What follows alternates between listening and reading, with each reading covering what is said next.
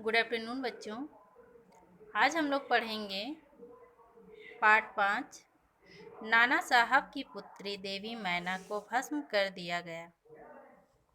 तो आज हम लोग जानते हैं इस पार्ट के बारे में कि इसमें क्या दिया है कहानी। तो आइए देखते हैं। इसमें कहा गया है कि सन 1857 ईस्वी के प्रमुख विद्रोही नेता धुंधु पंत नाना साहब कानपुर में असफल होने पर जब वहां से भागने लगे तो वे जल्दी में अपनी पुत्री मैना को अपने साथ ना ले जा सके।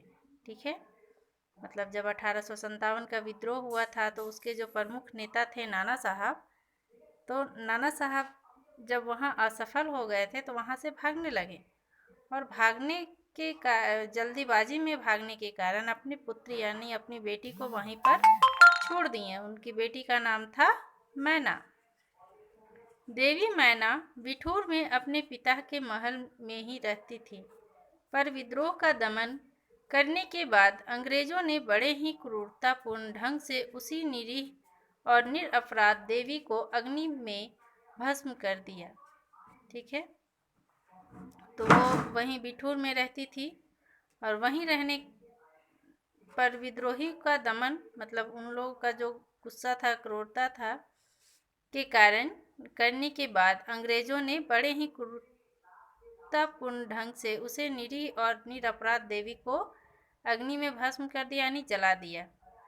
उसका रोमांचकारी वर्णन पत्थर हृदय को भी एक बार द्रवीभूत कर देता है। मतलब उस कहानी को सुनकर अगर कोई कठोर हृदय का भी व्यक्ति है वो भी करुणामयी हो जाता है, उसके हृदय में भी दया का भाव उत्पन्न हो जाता है।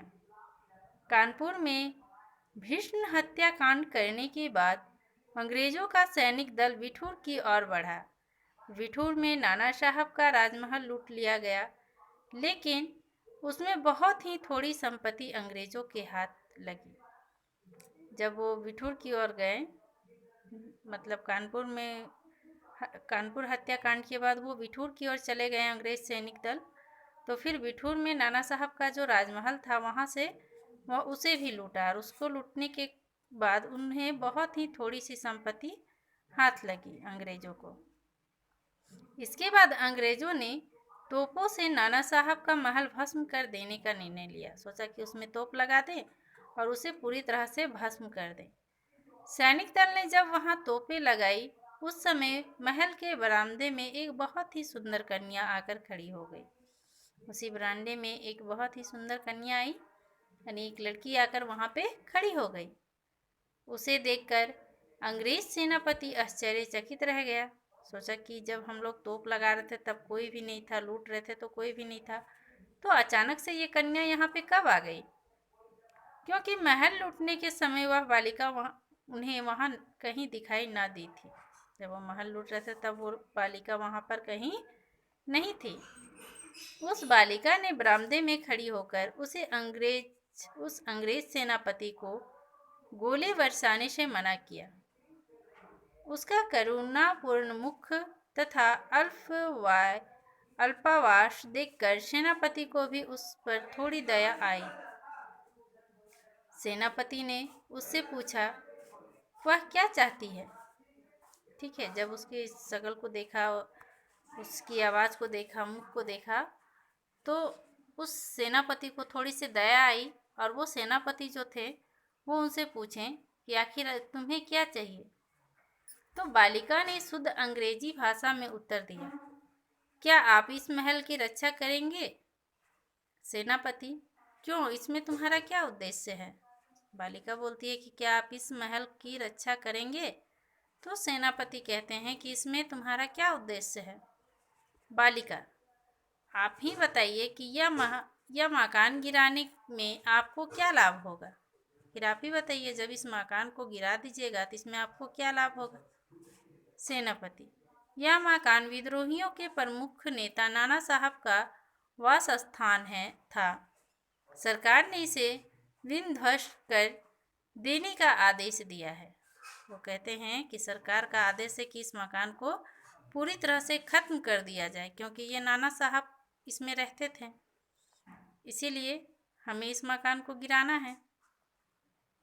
बालिका, अपने विद्रोह जिन्होंने शस्त्र उठाए थे वे दोषी हैं, लेकिन इस जड़ पदार्थ मकान ने आपका क्या बिगाड़ा है? वो बालिका कहती है कि जिन्होंने आपके विरुद्ध शस्त्र यानी आपके विरुद्ध लड़ाई किए थे वो भले ही दोषी है, लेकिन ये जड़ पदार्थ मकान ने आपका क्या बिगाड़ा है? इसने आपको क्या किया है कि आप इसे गिराने से आपको कोई लाभ हो जाएगा? मेरा उद्देश्य तो इतना ही है कि यह स्थान मुझे बहुत प्रिय है, इसलिए मैं प्रार्थना करती हूँ कि इस मकान की रक्षा कीजिए। वो बालिका कहती है कि मेरा एक ही उद्देश्य है कि ये मकान जो है वो मेरे लिए बहुत ही प्रिय है, इसलिए मैं आपसे प्रार्थना करती हूँ इस मकान की रक्षा कीजिए। सेनापति ने दुख व्यक्त करते हुए कहा कि कर्तव्य के कारण से मुझे यह मकान गिराना ही होगा। ठीक है, मेरा कर्तव्य है, इस कर्तव्य का पालन करना है, इसलिए इस मकान को गिराना ही होगा। इस पर उस बालिका ने अपना परिचय देते हुए कहा कि मैं जानती हूँ कि आप जनरल हैं। आपकी प्यारी बेटी मेरी में और मुझ में बहुत गहरा प्रेम संबंध था। मतलब आपकी बेटी और मुझ में बहुत ही गहरा संबंध था, प्रेम का संबंध था। कई वर्ष पूर्व वह मेरे पास बराबर आती थी और मुझे हृदय से चाहती थी। उस समय आप भी उसके साथ हमारे यहाँ आते थे और मुझे अपनी पुत्री के ही समान प्यार करते थे। लगता है कि आप वे सब बातें भूल गए हैं। वो बालिका कहती है कि आपकी बेटी मेरी बहुत ही प्रिय थी, बहुत ही प्रिय मित्र थी, दोस्त थी, और कई वर्ष पूर्व वो बराबर मेरे घर में आते थे, आप भी आते थे, और वो मुझे बहुत ही हृदय से चाहती थी। आपकी बेटी भी और आप भी मुझे चाहते थे, बहुत प्यार करते थे। तो लगता है उन सभी बातों को आप भूल चुके हैं। मेरी की मृत्यु से मैं बहुत दुखी हुई थी। उसकी एक चिट्ठी मेरे पास आज तक है। वो कहते हैं कि जब मेरी की मृत्यु हो गई थी तब मैं बहुत दुखी हुई थी और उसकी एक चिट्ठी आज तक मैं संभाल कर रखी हुई हूँ। यह सुनकर सेनापति के तो होश उड़ गए। उसे बहुत आश्चर्य हुआ और फिर उसने उस बालिका को भी पहचान लिया और कहा, अरे यह तो नाना साहब की कन्या मैना है। ठीक है, फिर वो पहचान कर कहते हैं कि ये नाना साहब की कन्या मैना है। सेनापति है कुछ क्षण रुक कर बोले, हाँ मैंने तुम्हें पहचाना कि तुम मेरी पुत्री मेरी की सहेली हो, किंतु मैं जिस सरकार का नौकर हूँ उसकी आज्ञा नहीं टाल सकता। फिर भी मैं तुम्हारी रक्षा का प्रयत्न करूँगा। इस समय प्रधान सेनापति जनरल आउट्रम वहां आ पहुंचे और उन्होंने गुस्सा होकर सेनापति है से कहा, नाना के महल को अभी तक तोप से क्यों नहीं उड़ाया गया? सेनापति है ने विनयपूर्वक कहा, मैं इसी फिक्र में हूँ, लेकिन आपसे एक निवेदन है। फिर वो कहते हैं कि मैं इसी फिक्र में हूँ कि मैं इसे कैसे गिराऊं, और मैं आपसे एक निवेदन करना चाहता हूँ। तो आज के लिए इतने ही।